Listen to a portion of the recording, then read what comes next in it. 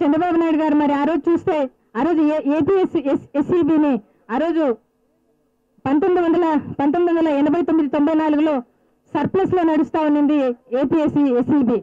మరి 1994-2004లో ఆ చంద్రబాబు నాయుడు గారి కాలంలో అయితే 10 ఏళ్లలో మరి అన్ని నష్టాలు కలిసి 20,000 కోట్ల రూపాయలు ఆ రోజు నష్టం సంస్థకు నష్టం రావడం జరిగింది. 1994 31 మార్చి నాటికి మరి ఆ రోజు రెవెన్యూ మిగులు ఉండేది ఆంధ్రప్రదేశ్లో. అట్లాంటిది 1994 నుంచి 2004 సంవత్సరం లోపల 22,000 కోట్ల రూపాయలు రెవెన్యూ లోటు బడ్జెట్ గా చూపించారు చంద్రబాబు నాయుడు గారు. మరి ఆ రోజు 1994 మార్చి 31 నాటికి ఆ రోజు ఆంధ్రప్రదేశ్ ఆస్తులు 101 అయితే అప్పులు 100 ఉండేటి. మరి 1994-2004లో చంద్రబాబు నాయుడు కాలంలో ఆస్తులు 45కు తీసుకొచ్చారు. మరి అప్పులేమో 100 పెట్టారు, 100 నిష్పత్తి పెట్టారు. అదే రాజశేఖర రెడ్డి కాలంలో అయితే 2004-2009లో చూస్తే 120 ఆస్తులు ఆయన ఆస్తులు పెంచడం జరిగింది. 45 నుంచి 120కి తీసుకురావడం జరిగింది 5 సంవత్సరాల 3 నెలల కాలంలో. మరి 100 అప్పులు ఉన్నాయి అప్పుడు కూడా. మరి ఈ విధంగా చూస్తే చంద్రబాబు నాయుడు గారు ఏ విధంగా ఆయన పరిపాలన మరి మంచిగా చేశాడో నాకైతే తెలియటం లేదు.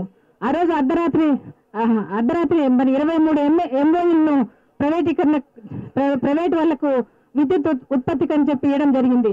మరి అంతేకాకుండా ఆ రోజు మరి short term guest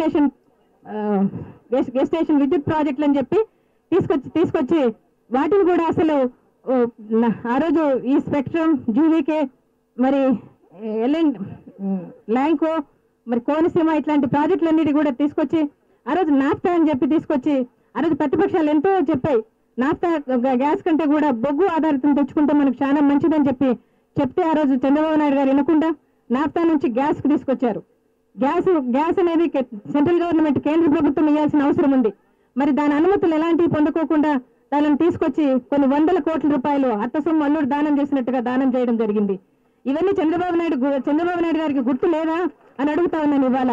Chandrababu Naidu గారు చరిత్ర అనేది ప్రజలకు గుర్తుంటే ముఖ్యమంత్రులు చంద్రబాబు నాయుడు అంత చరిత్రహీనుడు ఇంకొకరు ఎవరు ఉండరని నేను చెప్తా ఉన్నాను ఇవాళ. ఆయన ప్రభుత్వం అందరు మర్చిపోయినారనుకుంటున్నాడేమో. ప్రజలు మర్చిపోరు ఎప్పుడు కూడా. ప్రజలకు మంచి చేస్తే వాళ్ళు గుండెల్లో పెట్టుకుని పూజిస్తారు. మరి చంద్రబాబు నాయుడు గారిని ఎప్పుడు మర్చిపోరు. ఇప్పటి ప్రభుత్వాన్ని కూడా మర్చిపోరు.